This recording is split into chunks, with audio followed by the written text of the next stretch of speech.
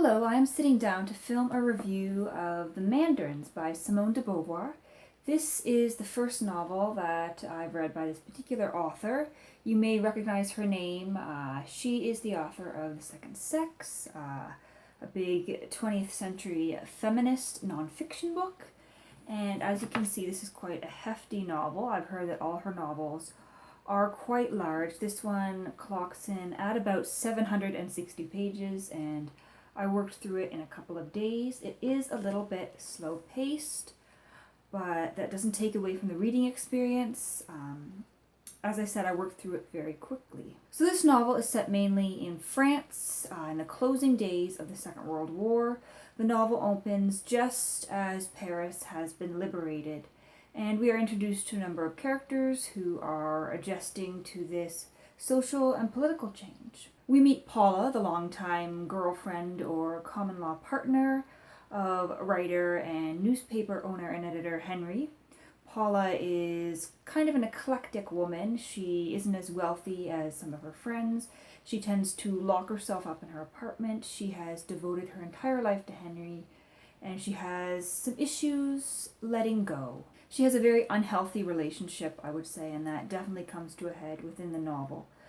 Then, of course, we meet Henry, and Henry is a newspaper editor and owner. He is a writer. He does a lot of struggling in this novel with his writing, whether to write or not, whether to study politics.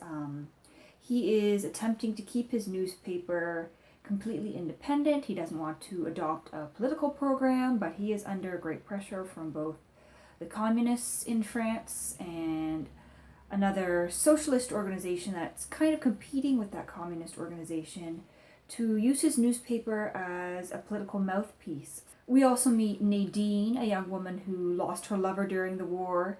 She bounces from lover to lover. She rejects formal education and tries her best to travel the world and work and make herself useful and find meaning in her life. She does have some issues, though.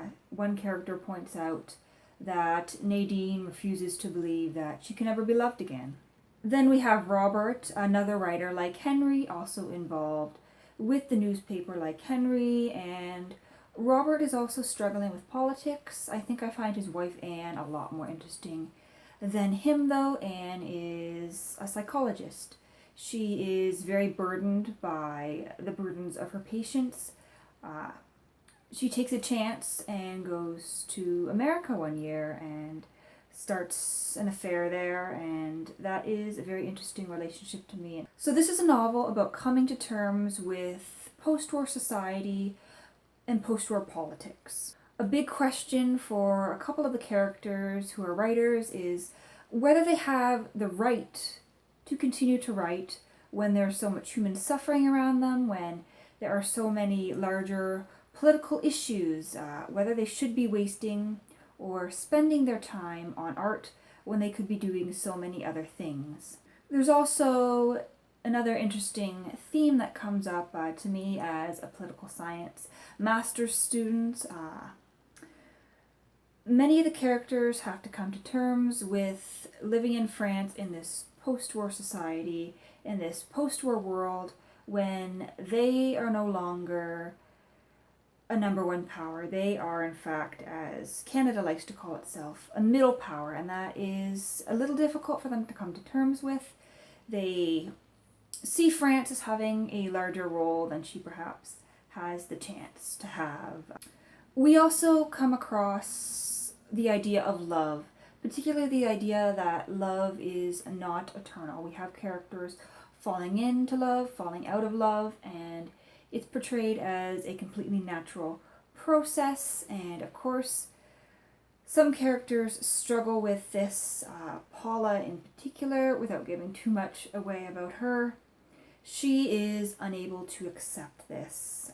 We have other characters who are able to accept this extremely easily, and although it does cause some issues for them, they come through on the other side okay. I suppose I should have mentioned that my particular edition is translated by Leonard M. Friedman. I meant to mention that at the beginning, but apparently I forgot. I love this. I think the only issue I could possibly have with it.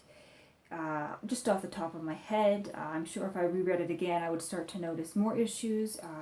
Reading through this time, it was just all about the experience for me and the enjoyment of it. But the only issue I could have with it is its slow pace.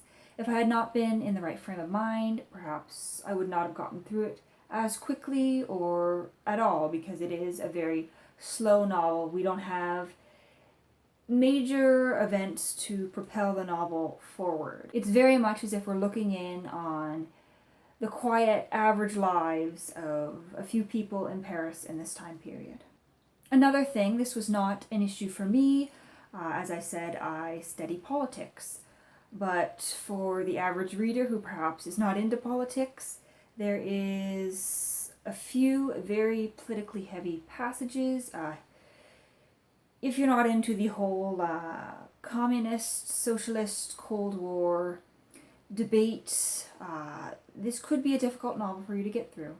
Many of the characters spend a lot of time having both political and moral debates related to their politics. There are arguments at parties, there are internal arguments, but those Cold War tensions are what made the novel for me so interesting in many ways. I feel like I can't do a review of this novel without mentioning a particular passage where I felt insulted. 409, I wrote it down here.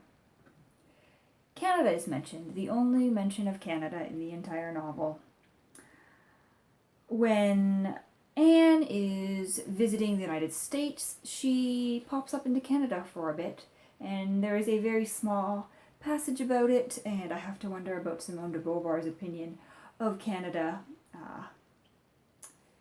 with the way she has Anne mention it. The line reads, "Canada wasn't much fun." And that's all. That's the only mention of Canada in the novel, that it wasn't much fun. I just felt a little insulted about that. But it was a very quotable, well-written novel. This translation is great. I underlined all over the place in my copy. So I'm hoping to read some more Simone de Beauvoir soon. I have marked a bunch of her books as to be read on Goodreads, and I'm hoping to check out some libraries in my area in the near future and get a hold of some more of her novels, because I really did enjoy this one. And if there's anything you've seen on my channel this year, I hope that you'll check this one out above all of those, because this is one of the best novels that I've read in the past 6 months.